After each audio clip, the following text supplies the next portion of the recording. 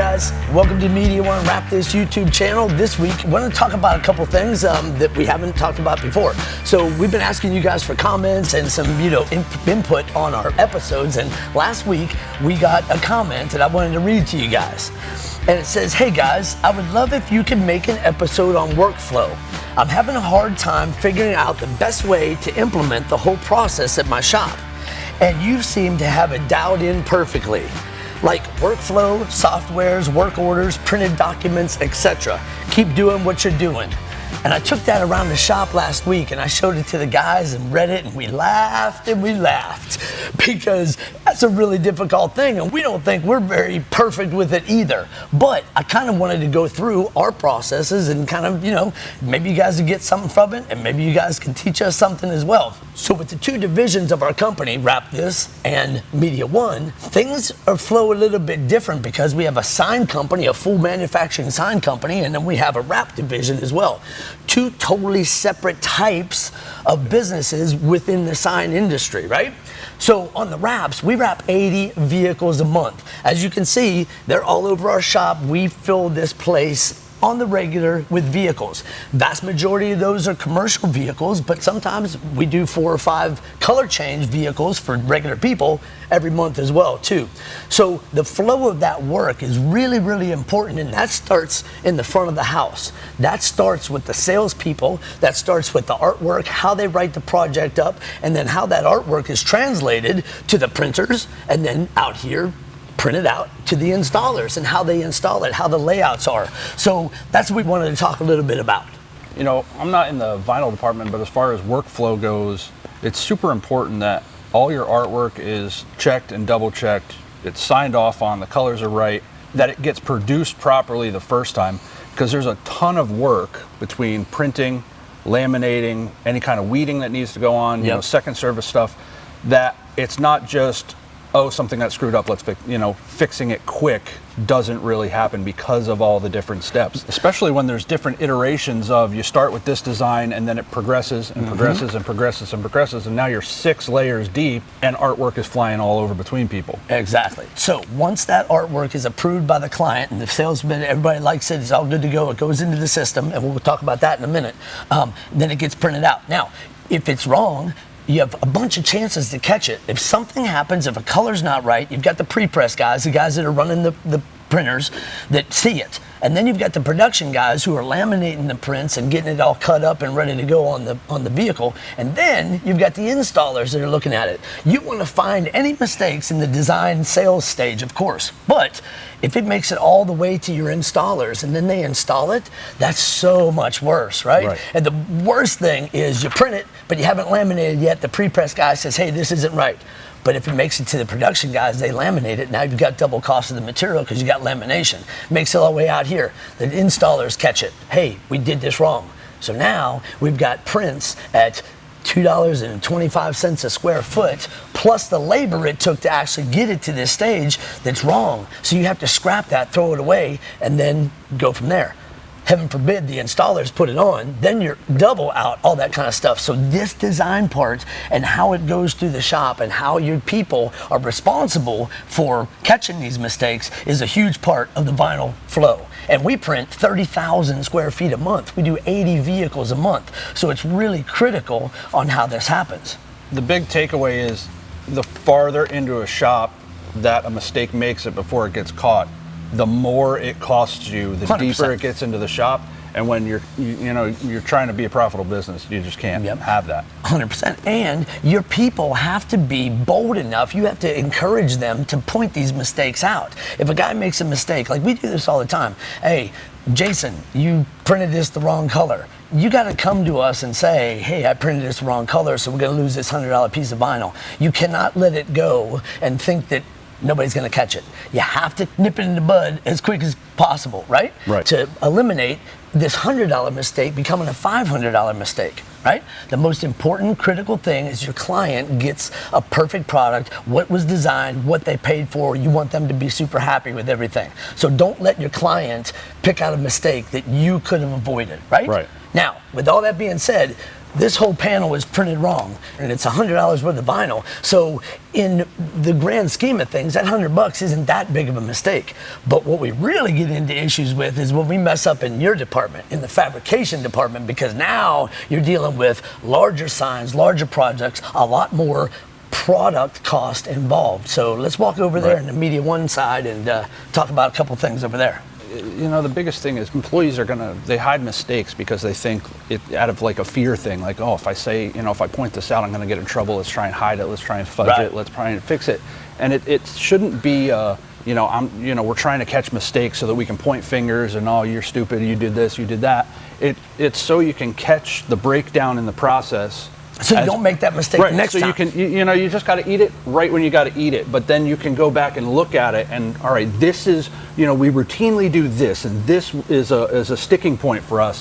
What do we put into place so that it doesn't happen again and again and again? How do we streamline, everything to alleviate it in the future so that it doesn't just keep happening? That's the whole idea, right? And that's a difficult thing, especially when you got a whole bunch of guys working around here and you got to narrow that down. And we preach that over the years. We've always wanted our guys to come to us when they make a mistake. That's why we don't, get in their butts too much because, it happens. So we want to know right away so we can eliminate the mistake now before it becomes a compounded mistake in the future, as well as client never needs to see it. And so as a business owner, you got to be prepared to eat that cost of that mistake, for your guys. And then it's your responsibility to teach those guys not to do that again, right? Because the client can never know that you made that mistake. You don't want to bring it to the client and have them point it out to you, right?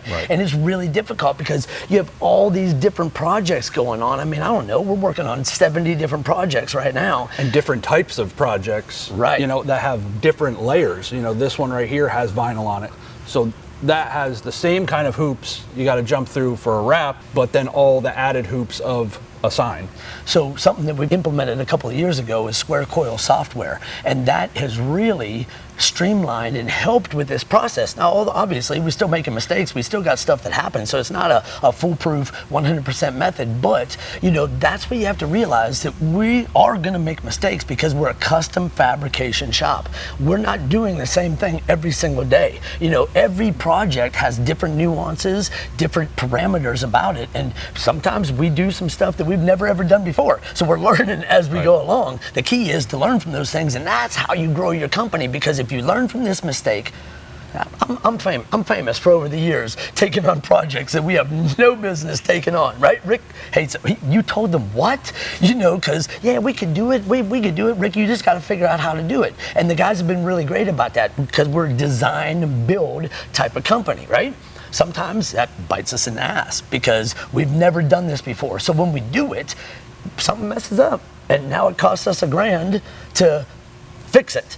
So the next time we do that project, we feel much more confident in that particular product because we've done it before. What about that crazy circular shade structure you built a couple years back? No problem. Yeah. You ever built anything like that before? No. You guys got the original artwork and came to me to see if I even wanted to build it.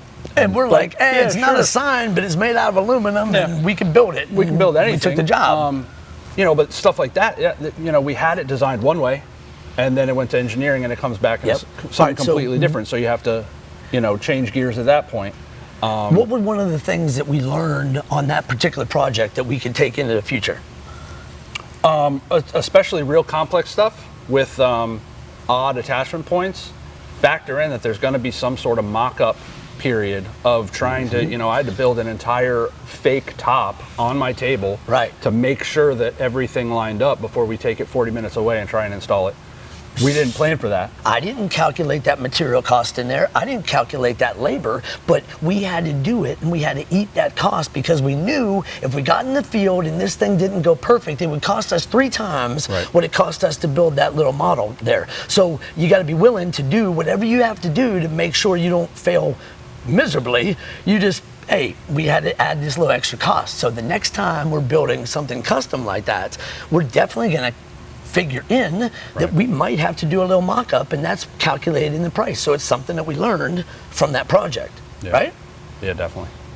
And as far as the software goes, with SquareCoil, it's really made a big difference in what we do, because the process of how it forces you to do this process, when you get artwork to build from, you know that it's exactly the artwork you should be building from.